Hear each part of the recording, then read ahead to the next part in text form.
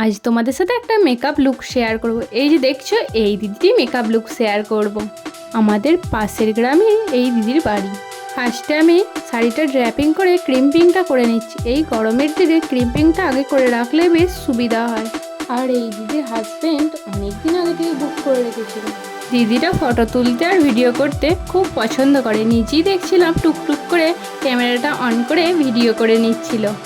আর অনেকে তো পছন্দ করে না, যারা পছন্দ করে তাদেরই একটু একটু ভিডিও নিয়ে তোমাদের সাথে শেয়ার করি, তাদের পারমিশন নিই।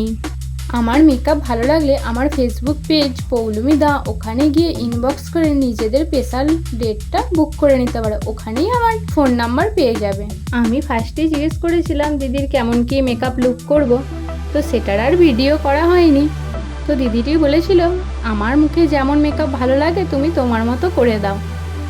তো আমি তো আমার মতো করে দিদিকে সাজিয়ে দিলাম। আর হেয়ার স্টাইলটা আমারই করা একটা হেয়ার স্টাইলের ছবি দেখিয়ে বলেছিল আমার এরকম করে দিতে হবে চুলটা। আর ওই যে লিপস্টিক পরতে পরতে বক বক করছিল দেখলে, ওটাই বলছিল আমি তো নিজেই নিজেকে চিনতে পারছি না, এবার হেয়ারটা হলে আমাকে কেমন লাগবে সেটাই জিজ্ঞেস করছিল আর কি। দেখো মেকআপটা কমপ্লিট আর কতটা সুন্দর লাগছে দিদিকে।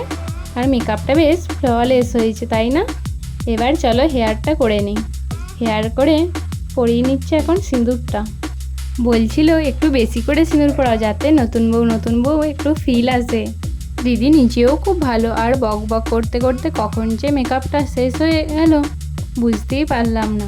আমি বললাম দাঁড়াও একটু, তোমার কটা ফটো নিয়ে রাখি আমার কাছে। তো দিদি বলল না না, ফটোর আগে তুমি কটা ভিডিও নাও, আমি মডেলদের মতো কেমন পোজ দিচ্ছি দেখো। তো আমি তো ভিডিওটা করলাম, দেখো আমি কিছু বলিনি, নিজেই বেশ সুন্দর পোজ দিচ্ছে। আর দেখতেও দেখো কি মিষ্টি লাগছে। আর দিদির আমার কাছে মেকআপ করে কেমন লাগলো আর কি বললো সেটা তোমাদের সাথে পরের ভিডিওতে শেয়ার করব।